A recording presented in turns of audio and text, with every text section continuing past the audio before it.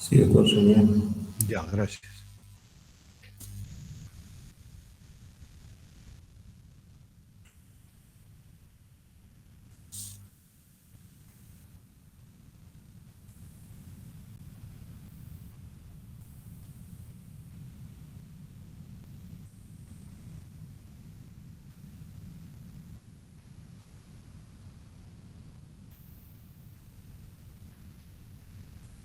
Bien, daremos inicio entonces para poder completar un poquito lo que son las complicaciones en la diabetes mellitus. Fundamentalmente son las complicaciones agudas. Vamos a tomar en cuenta aquello, ya que las complicaciones crónicas son complicaciones que fundamentalmente nosotros lo que tenemos que tener es una capacidad de diagnóstico simplemente, ¿no? Y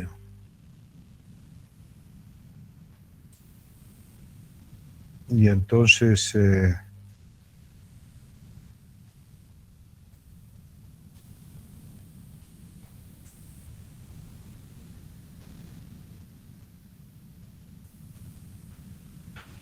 y las vamos a mencionar.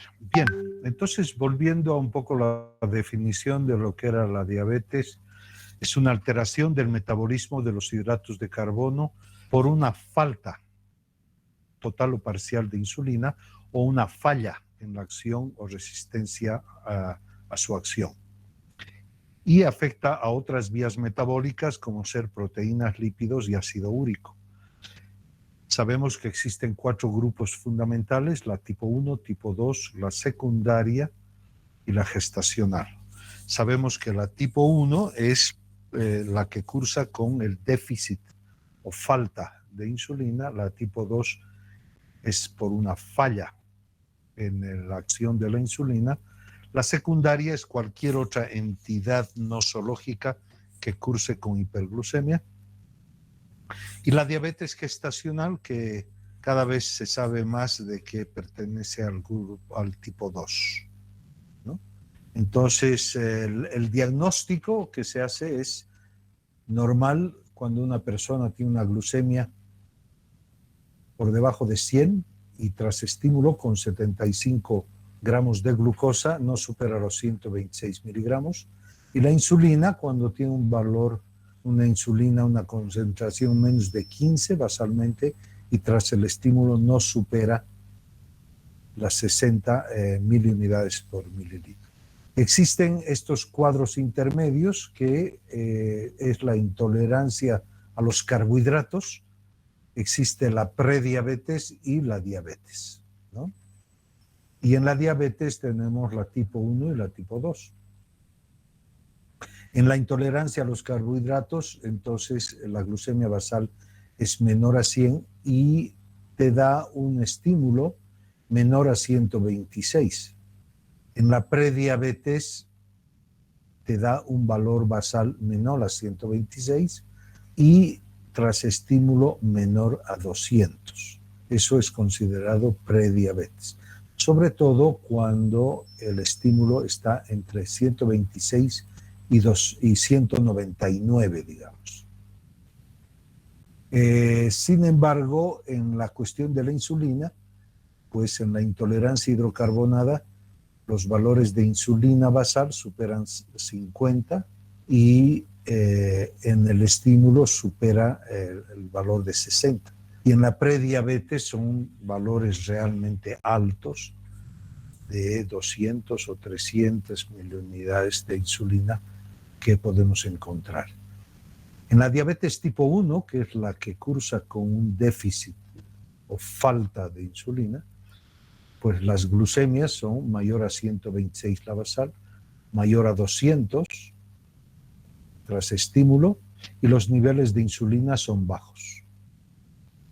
Y en la diabetes tipo 2, pues el nivel de azúcar es muy similar en la diabetes 1 y tipo 2, pero los niveles de insulina son distintos.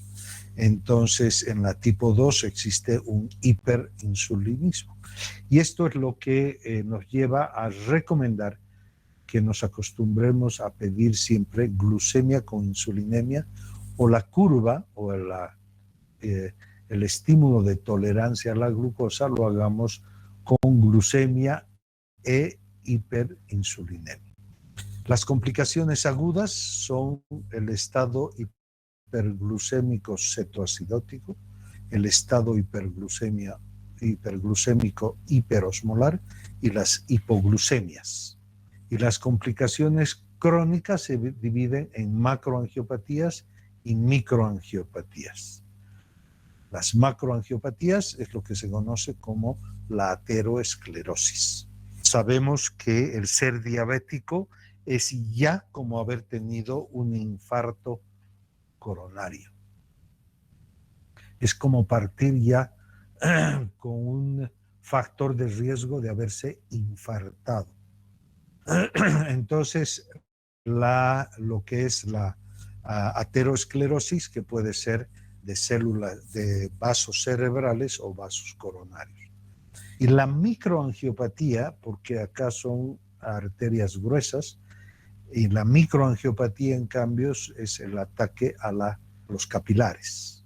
Y están divididos en la retinopatía diabética, la nefropatía diabética y la neuropatía diabética. En los tres son capilares los que están afectados. Capilares de la retina, capilares del glomérulo y capilares de, sobre todo, los vasos nutritivos de los nervios, que son los vasa nervorum, ¿no? Que son los que se afectan. Y entonces causando una alteración a nivel de la glía. Aquí hay una alteración a nivel del glomérulo, alterando el proceso de filtración, y en la retinopatía, alteración de la retina, donde se produce poco a poco una disminución de la agudeza visual. El diagnóstico de las complicaciones agudas es sobre todo es llevado a través del laboratorio. Y entonces vamos a ver lo que es la cetoacidosis y el estado hiperosmolar. En la cetoacidosis existe un desequilibrio de lo que es... espérenme 2 minutitos. Ay, Dios santo.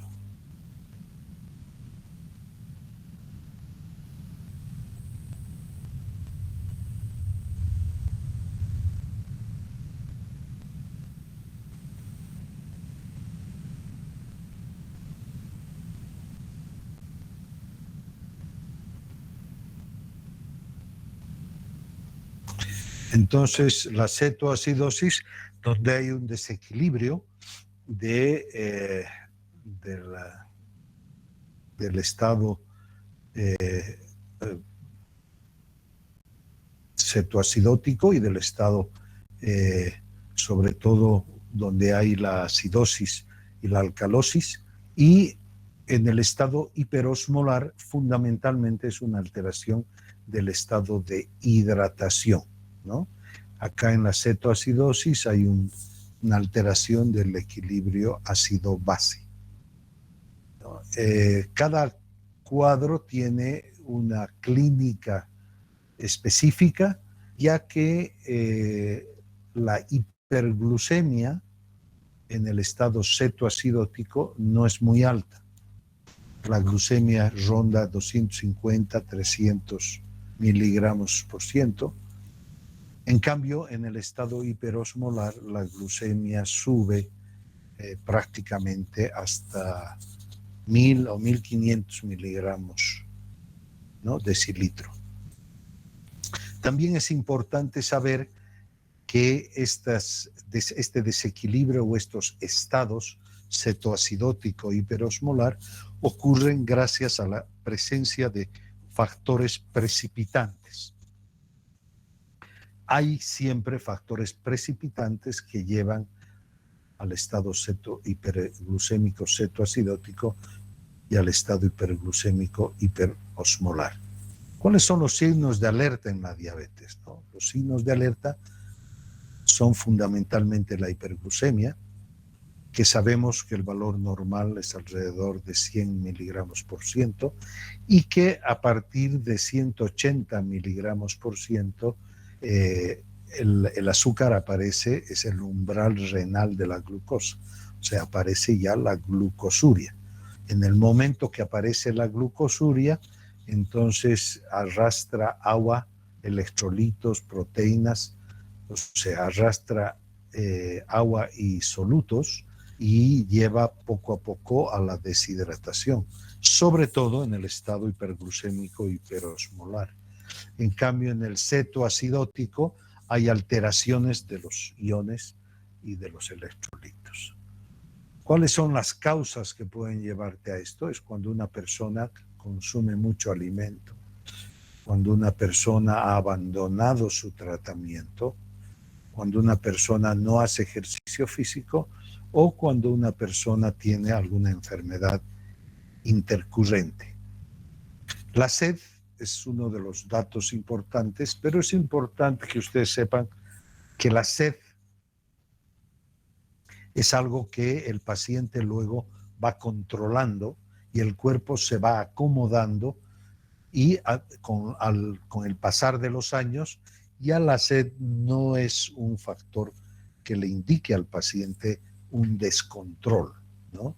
Al principio sí, en el momento del diagnóstico hay una sed intensa, hay una polidipsia, ¿no? Y también hay un aumento del volumen urinario, ¿no? Hay una poliuria.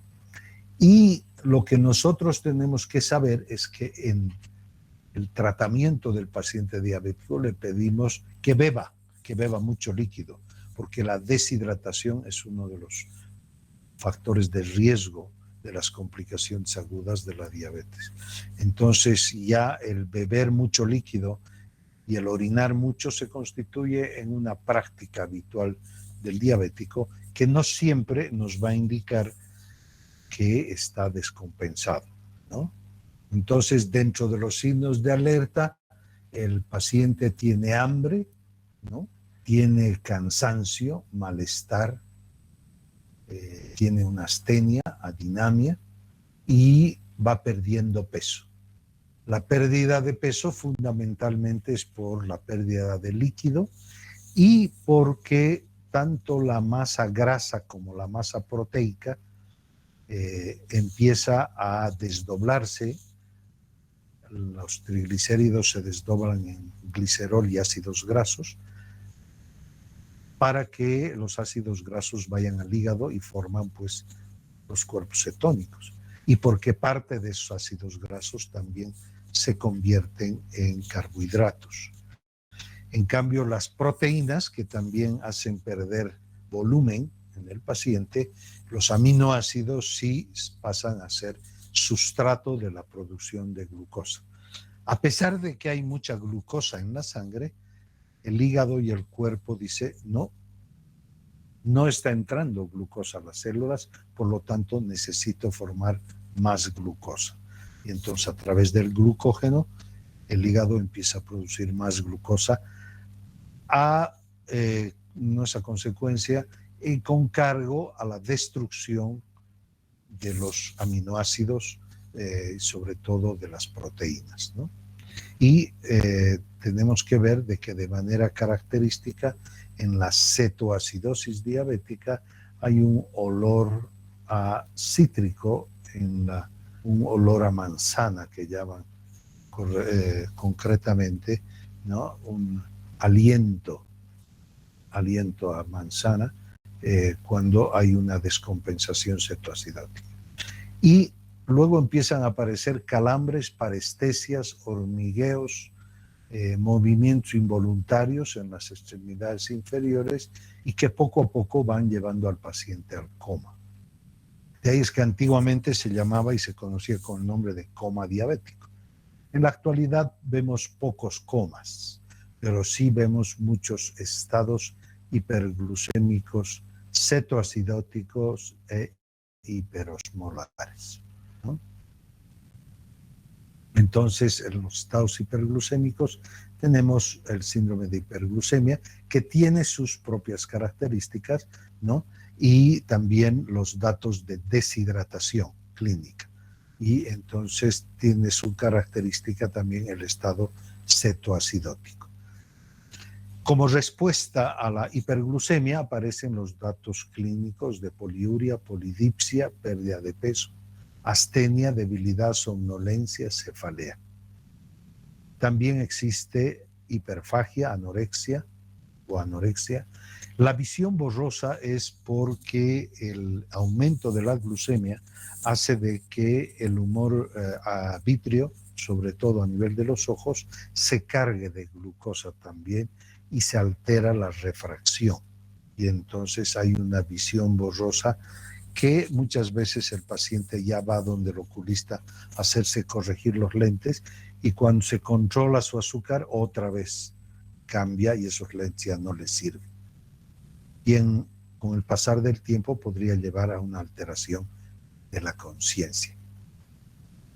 En el síndrome de deshidratación o en el estado hiperglucémico hiperosmolar, entonces hay una boca seca, hay enoftalmos, piel con turgor disminuido, pliegues más notorios, calambres musculares.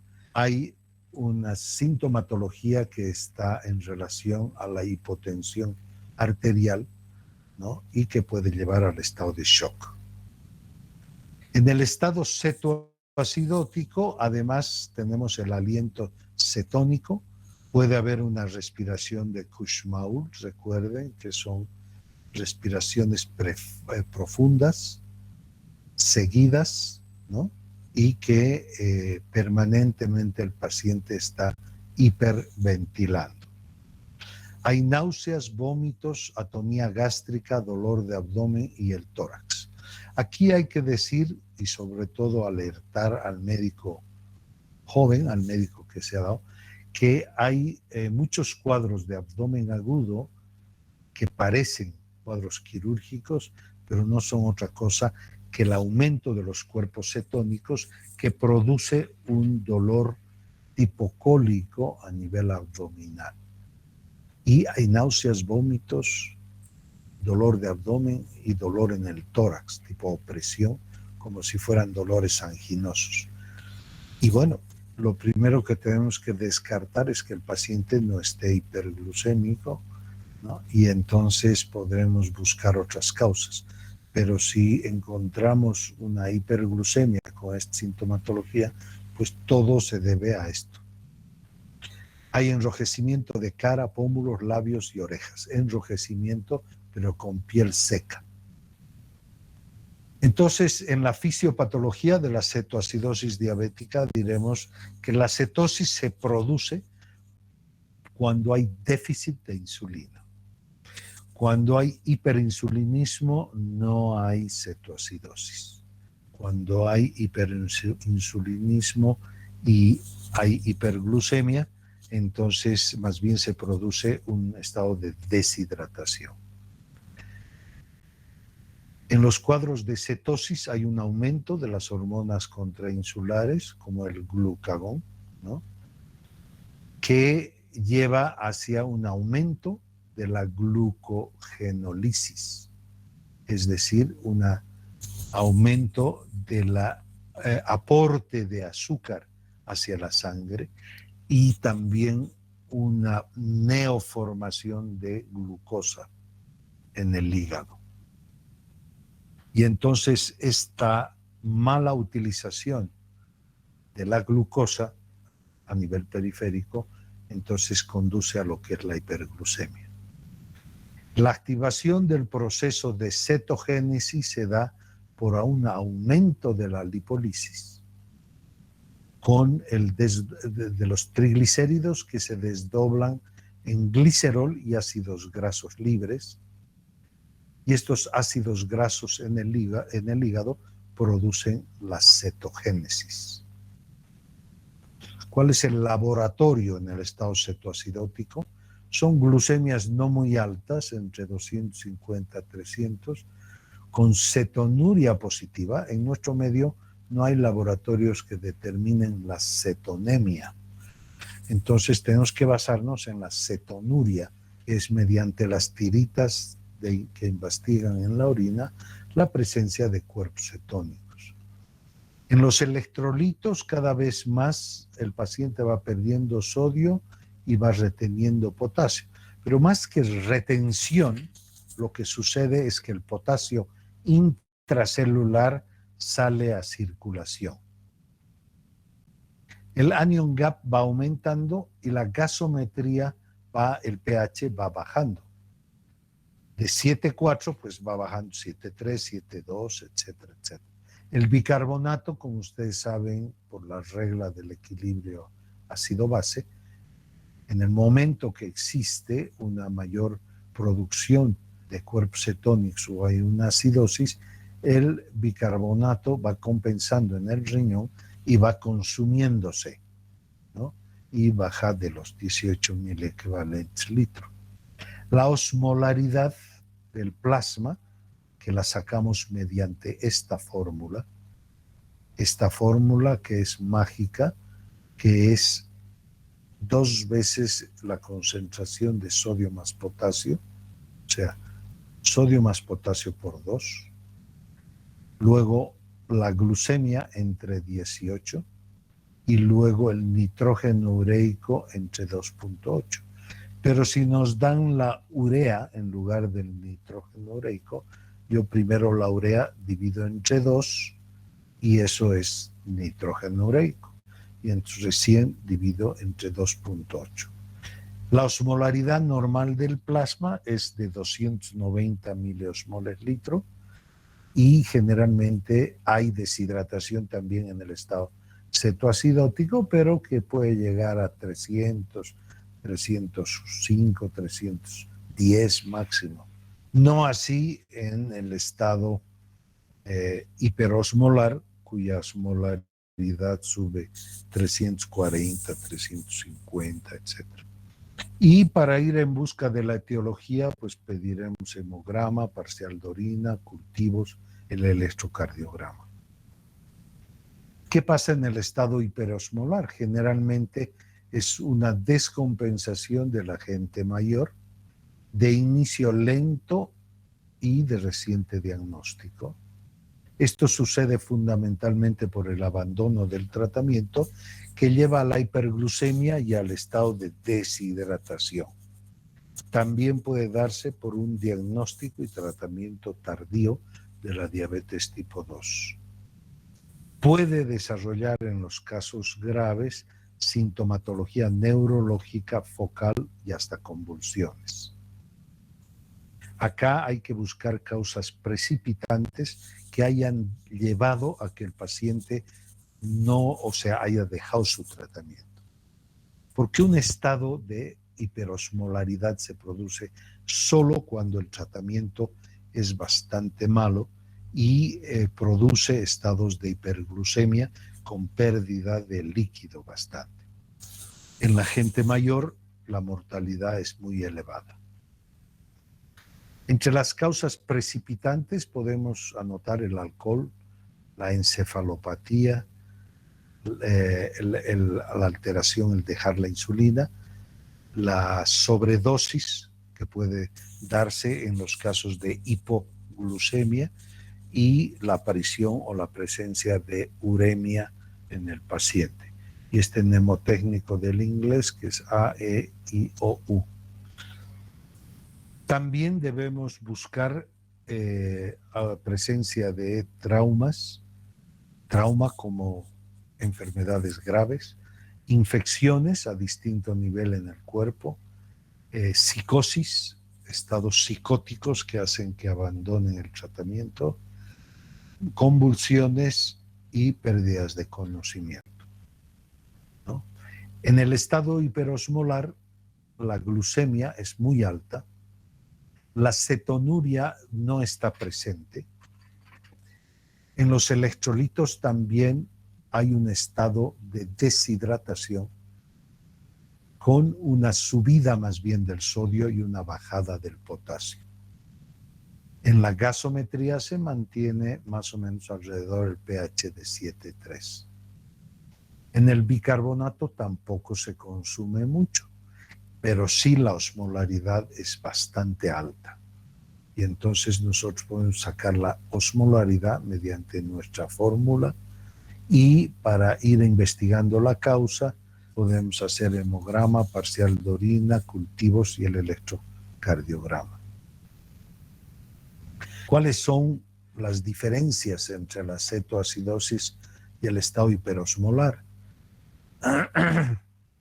Es más frecuente la cetoacidosis en los diabéticos tipo 1 y el hiperosmolar en los diabéticos tipo 2.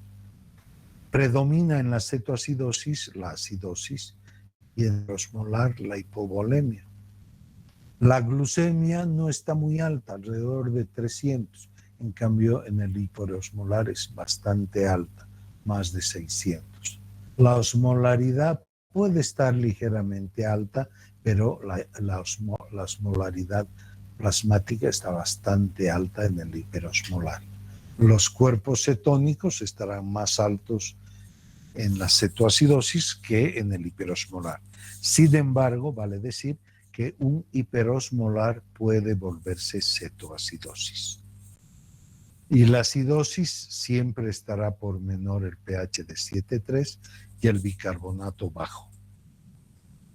En cambio, en el estado hiperosmolar no hay mucha alteración ni del bicarbonato ni del pH. Y el nivel de conciencia en el cetoacidótico suele estar normal, algo decaído, pero en el hiperosmolar sí puede estar bastante alterado por la deshidratación cerebral. En alteraciones de la conciencia, si la osmolaridad es menor a 320, buscar otras causas neurológicas o de intoxicaciones. Los síntomas del sistema nervioso central focales suelen ser transitorios. Y acá nosotros tenemos que hay mucha interconsulta a neurología en pacientes diabéticos descompensados, ¿no? Y el neurólogo analiza, ve y dice, esta alteración neurológica se debe a un proceso metabólico. Entonces el paciente vuelve a ser nuestro. Hay que buscar infecciones. Creo que las infecciones son los factores de riesgo de prácticamente casi todas las enfermedades, y aquí es un factor de riesgo muy importante, ¿no? Y que puede ser en un principio con ausencia de alzas térmicas, ¿no? El dolor abdominal en la cetoacidosis es muy frecuente, ¿no? Y hay que evitar siempre descartar una cetoacidosis en casos de abdomen agudo o cuadros que parezcan abdomen agudo, ¿no? Y puede haber una discreta elevación de las amilasas sin que exista una pancreatitis. En el tratamiento, la fluidoterapia es lo importante. Manejamos generalmente en la rehidratación el Ringer lactato, ¿no? Que dependiendo en el cetoacidótico que no está muy deshidratado, se le puede pasar cada 8 horas. Y después, de acuerdo a la fórmula de la osmolaridad, que se debe calcular cada 4 o 6 horas. Y de acuerdo a eso se va modificando los líquidos.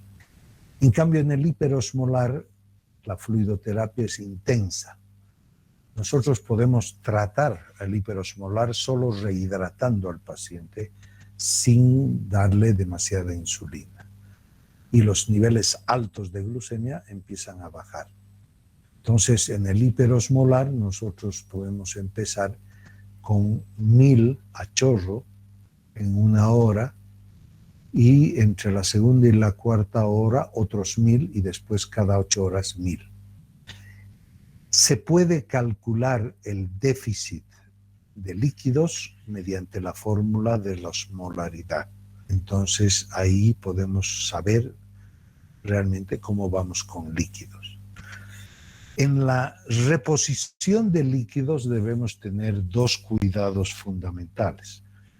En la cetoacidosis es que una vez que la glucemia ha bajado de 150, debemos cambiar el Ringer lactato por alguna solución glucosada, porque va a seguir bajando y no nos interesa que haga hipoglucemia.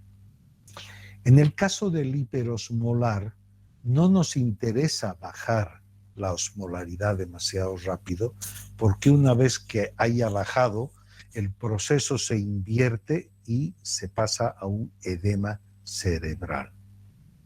Entonces, ambos casos tienen su importancia. El potasio, yo creo que en los casos de cetoacidosis siempre hay que pasar potasio verificando que el paciente esté orinando.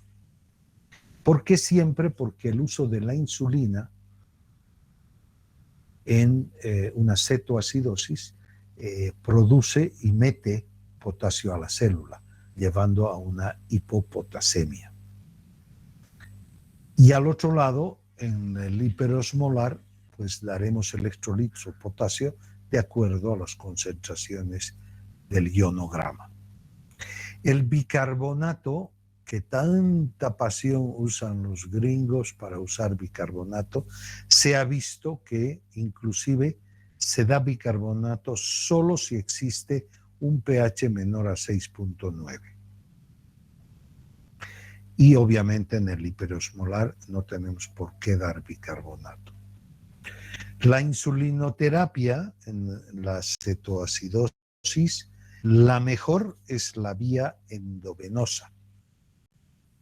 Y la vía endovenosa tiene la preparación de un paquetito de suero que es 500 cc de suero fisiológico más una ampolla de CLK, de cloruro de potasio, más 50 unidades de insulina cristalina. Y eso le metemos a goteo. Y si estamos con goteo con 10 cc hora, estamos metiendo una unidad por hora. Se ha visto que la situación o la necesidad basal de la insulinoterapia son 2 unidades por hora. Y cuando tenemos una cetoacidosis, hay que infundir insulina endovenosa por encima de 4 unidades hora, generalmente entre 4 y 6 unidades hora. En el hiperosmolar,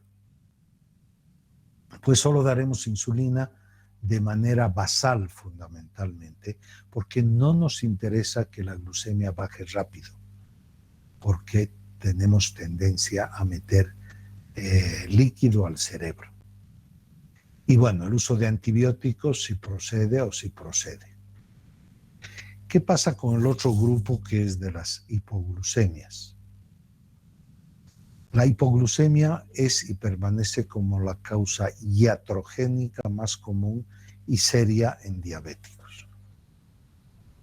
¿Qué quiere decir eso? Que normalmente el médico, ¿no?, indica dosis de insulina o el tratamiento que a veces sobrepasa y el paciente entra en hipoglucemia.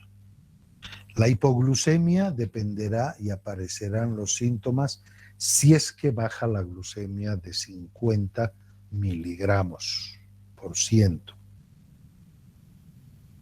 Y el paciente podrá convulsionar si es que lleva su glucemia a menos de 20 miligramos por ciento. Y es iatrogénico, decía, porque nosotros hemos indicado que el paciente obediente ha hecho y hace hipoglucemia. Y esto es importante que nosotros podamos detectar, porque en la actualidad todos los diabéticos, sobre todo tipo 2, no quieren usar insulina. Y tienen su razón. Y su razón es de que ellos creen que el uso de la insulina ya es cuando el diabético está en su etapa final y prontito se va a morir. ¿Por qué? Porque antiguamente los colegas lo que hacían era abusar del uso de tabletas, la dieta y esto. Cuando ya se necesitaba usar insulina, pues no utilizaban. Y entonces el paciente empezaba a tener complicaciones crónicas y recién utilizaban la insulina. Obviamente esas complicaciones crónicas empeoraban y el paciente le achacaba a la insulina. Y de ahí es que la insulina tiene mal cartel. Se ha visto últimamente en los estudios que se han hecho, sobre todo el UCA-PDS, de que la insulinización temprana del paciente es sumamente beneficiosa. ¿Qué quiere decir? Que al cabo de los 7, 8, 9 años de evolución de su cuadro, ya hay que empezar a hablar al paciente para que empiece a usar insulina. Y la insulina es lo que te libera de la glucotoxicidad y de la lipotoxicidad, que son dos fenómenos que empeora el cuerpo. Entonces, la glucosa plasmática, cuando baja de 60 o de 65, pues ya podemos hablar de una hipoglucemia. Hay un aumento de las hormonas contrarreguladoras cuando la glucemia baja de 60, por ejemplo, las catecolaminas, la hormona de crecimiento, y el cortisol, que son las hormonas que son hiperglucemiantes. Entonces, cuando hay un descenso del azúcar, de la glucosa, entonces estas hormonas contrainsulares o contrarreguladoras lo que hacen es proveer de glucosa a la sangre, ¿no?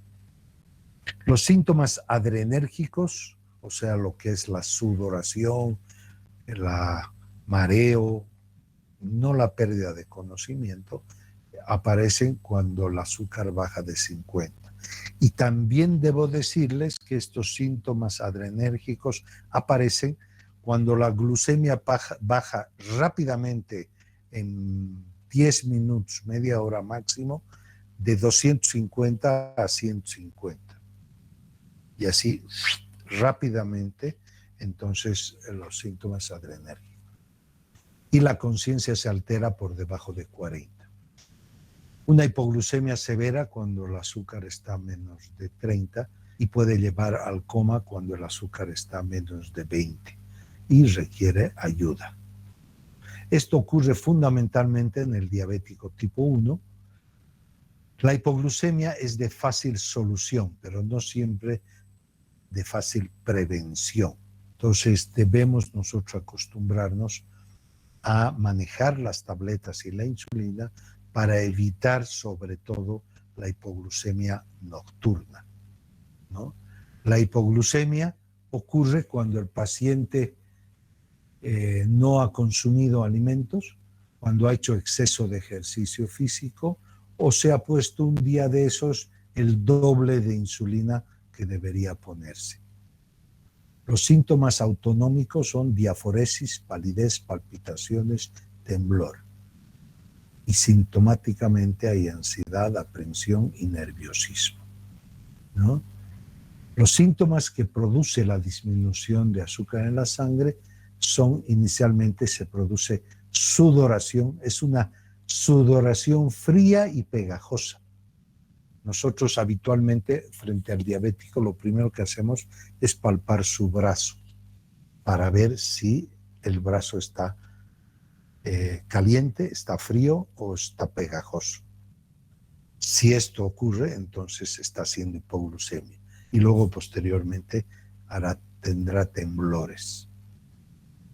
Los síntomas neuroglucopénicos quiere decir aquellos síntomas o signos que nos dicen que ha fallado la concentración de glucosa en el cerebro. Está la cefalea, sensación de hambre, debilidad, vértigo, dificultad para pensar, confusión, conducta normal, beligerante, irritación, somnolencia, convulsiones y puede llegar al coma. Y los síntomas focales es de la vista, de las extremidades, de las articulaciones, la aparición de acúfenos o hasta de hemiplegias. En ocasiones estos síntomas se preceden de sensación de mareo o incluso se presentan conjuntamente, ¿no? La hipoglucemia severa puede dañar el cerebro y mucho cuidado en los niños. Es dañino para el feto, en la madre gestante, ¿no? Ojo en el embarazo. Es peligroso en los ancianos porque se infartan. Pueden tener lesiones cerebrales o del... Ahora, este cuadro sí lleva a las convulsiones, no así el coma hiperosmolar o el coma cetoacidótico, pero el coma hipoglucémico sí puede llevar a la pérdida de conocimiento y a las convulsiones. Puede haber hipoglucemia sin síntomas clásicos, ¿no? Que puede ser la forma en que cada persona presenta. Puede no haber una reacción adrenérgica y pacientes con hipotensión por la neuropatía diabética no manifiestan prácticamente síntomas de hipoglucemia. Entonces pueden estar con 30, 40 de glucemia y los tipos estar relativamente tranquilos. Toda alteración de la conciencia o focales neurológicos se debe descartar la posibilidad de la presencia de hipoglucemia. Las causas de la hipoglucemia es porque no se ha informado bien al paciente. Y entonces hay que decirle que no deje de alimentarse, que no consuma alcohol, que verifique bien la medicación que se ponga y que no haga ejercicios intensos de pronto. Es decir, si él hace ejercicio intenso todos los días, pues bien, pero no vale que vaya a ejercicio suave y el quinto día hace un ejercicio súper intenso, pues va a ser hipoglucemia, ¿no? Causas de hipoglucemia severa y frecuente es el uso de la insulina, el control estricto, especialmente pacientes con mal control severo y crónico, es decir, que nosotros queremos que las glucemias del paciente estén en 100 y para eso le hacemos comer exactamente lo que debe, hacer el ejercicio exactamente y ponerse. Pues de un día para otro puede que haga hipoglucemias. La desnutrición es otra causa. Complicaciones digestivas, las diarreas, la insuficiencia renal, porque en la insuficiencia renal la insulina circula y no se quema en la insuficiencia renal. En las enfermedades hepáticas, suprarrenal, hipotiroidismo también, o el consumo de droga. En la fisiopatología de la hipoglucemia severa hay una alteración de los factores de contrarregulación, o sea, tanto el glucógeno, el glucagón, las catecolaminas, la hormona de crecimiento, el cortisol, no actúan para proveer mayor cantidad de glucosa. Cuando hay lesión ya autonómica, cuando hay una neuropatía diabética, entonces el paciente no se entera de los síntomas de hipoglucemia y entonces puede hacer procesos graves de hipoglucemia. Y cuando existen anticuerpos antiinsulina o antirreceptor en la insulina. Entonces pueden haber cuadros de hipoglucemia severa porque aquí la insulina circula mayor cantidad de tiempo. Entre los dos, tanto la hiperglucemia como la hipoglucemia, sabemos que la evolución de la hipoglucemia es rápida, tórpida y de rápida solución debe ser. En cambio, la hiperglucemia, pues es más lenta, tiene que producirse un desequilibrio mucho más marcado, bioquímicamente hablando, para que tenga síntomas graves o pueda llevar al coma. En cambio, la hipoglucemia lleva al coma rápidamente. Rápidamente, para mencionar las complicaciones crónicas, ¿no? Sí, las complicaciones crónicas, debemos hacer un protocolo de seguimiento de los pacientes donde debemos someterlos a este protocolo al inicio, a los 4 meses y de manera anual, ¿no? Hacerle una historia clínica completa al principio, la actualización de datos anualmente. Los controles generalmente se los hace cada 3-4 meses y cada vez que se somete a un control el paciente hay que hacerle antropometría, todos los peso, talla y todas las medidas, la toma de la presión arterial, inspección de los pies, palpación de pulsos periféricos, sensibilidad y los reflejos que pueden existir, y la visita al oculista, ¿no? Que le tiene que hacer fondo de ojo y la agudeza visual. Este es un protocolo de seguimiento que hay que dar al paciente para que no nos pillemos los dedos. En laboratorio habrá que hacerle glucemia, hemoglobina glicosilada, el perfil lipídico, el parcial de orina, la microalbuminuria, la creatinina y la osmolaridad, un electrocardiograma anualizado, una prueba de esfuerzo anualizada y permanente educación y evaluación. En las complicaciones oftalmológicas tenemos, para verlas rápidamente, ¿no?, alteraciones oculares y perioculares. Y las perioculares son las neuropatías oculomotoras o del segundo par craneal y neuritis del trigémino. En la retinopatía tenemos la retinopatía simple, no proliferativa, con presencia de microaneurismas, exudados y hemorragias. Y la proliferativa, en la cual existe un crecimiento de tejido desde la retina hacia el humor vítreo, y después esto se consolida y esos vasos que han crecido hacia el humor vítreo desde la retina luego jalan la retina y producen un desprendimiento. También hay lesiones en la mácula, ¿no? La presencia de cataratas es frecuente en el diabético, el glaucoma y en infecciones de la córnea. Entonces, el protocolo diagnóstico es lo que hemos visto. En el examen oftalmológico, el médico internista debe acostumbrarse a hacer fondo de ojo a su paciente y medirle la agudeza visual. La tonometría, que es para ver lo del glaucoma, y algunos especiales que los hará con el oftalmólogo, una angiografía, una fotocoagulación, vitrectomía y la criocoagulación, que ya son tratamientos de diabéticos avanzados. Y no hay que esperar que aparezcan los síntomas, ¿no? La alteración visual va de leve a severa, puede aparecer escotomas o manchas negras, diplopías o visión doble y el dolor del ojo, ¿no?, el dolor ocular.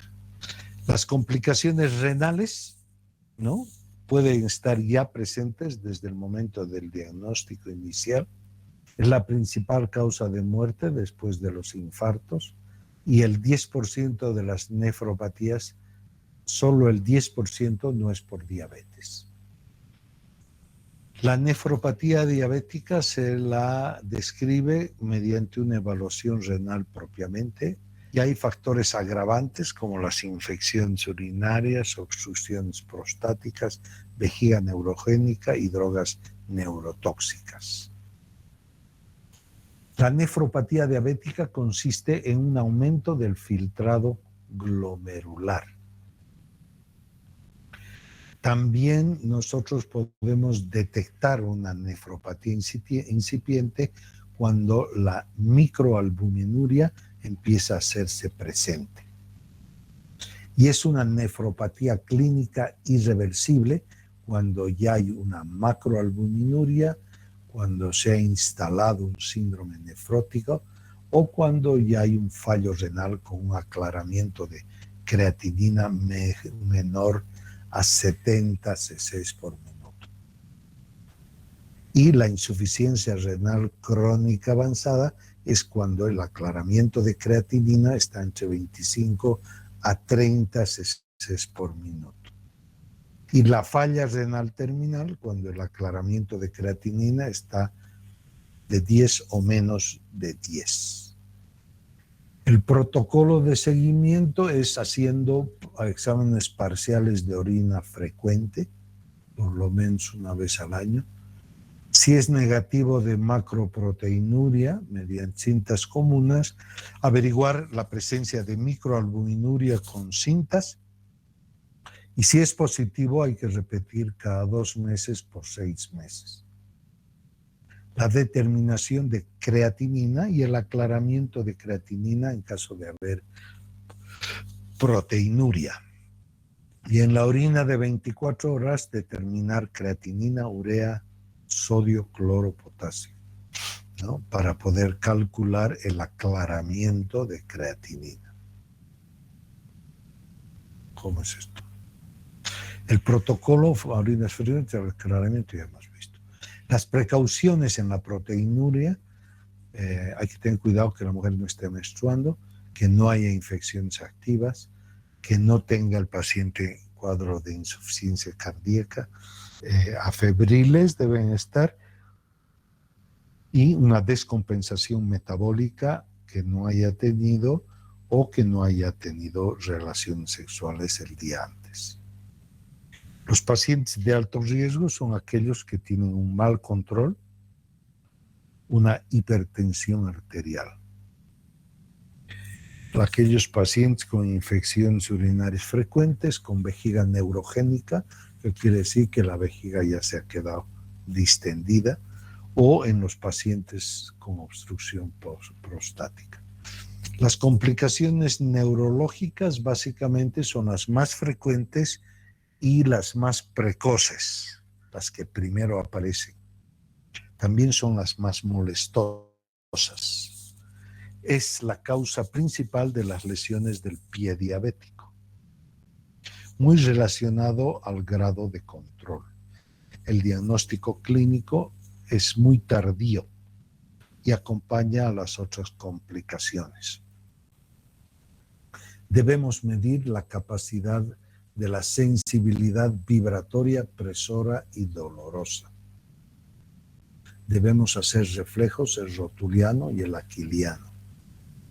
Y de fuerza, apertura en abanico, extensión y flexión del dedo gordo, ¿no? Eso es importante para saber cómo está el aparato osteomuscular y nervioso.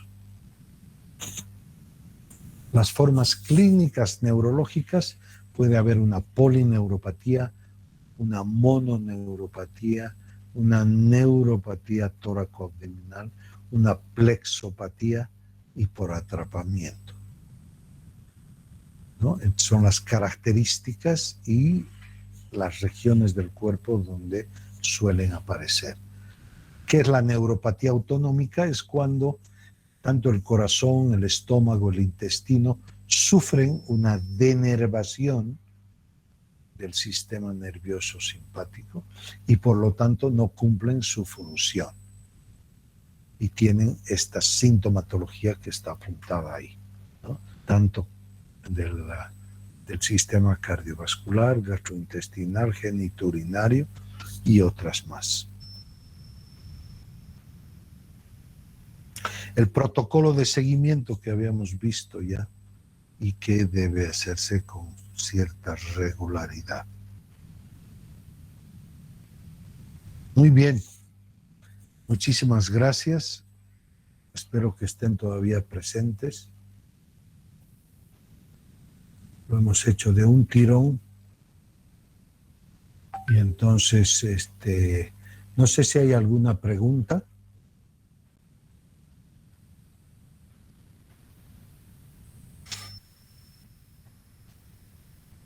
Si no, entonces vamos a dejar de compartir. Buenas noches, doctor. Va a disculpar la molestia. Tenía una pregunta. Doctor, una vez cuando fui a rotar, entonces vi a un pacientito que estaba con diabetes y estaba recibiendo tratamiento de insulina. Este paciente también tenía insuficiencia renal crónica y el doctor, como estaban de turno, o sea, les había pedido de que controlen cada 2 horas cómo estaba la glicemia en sangre, ya que ese paciente estaba con 285 y después de 3 horas bajó a unos 120, doctor. Entonces, doctor, ¿por qué pedía de que controlen constantemente la glicemia? tal vez porque el paciente sí va a bajar más rápido su Depende, glicemia, sí, entonces, por el depende del cuestión, tipo de tratamiento que estaba recibiendo con insulina, ¿no? Es decir, el control cada 2 horas es cuando estamos haciendo un tratamiento enérgico de rehidratación más insulina a grandes dosis. Entonces, cada 2 horas hay que controlar.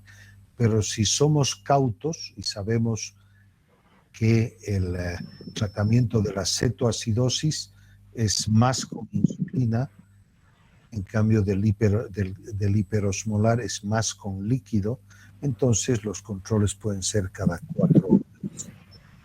Ahora, tu pregunta es por qué se hacía cada 2 horas, porque de repente el tratamiento del paciente era más intenso. Y la otra posibilidad que ahorita estoy tomando en cuenta, que me has dicho que tenía insuficiencia renal, era cada 2 horas porque el metabolismo de la insulina ocurre en el riñón y en los insuficientes renales la insulina que le pones queda más tiempo circulando. Entonces hay mayor facilidad de hacer hipoglucemia.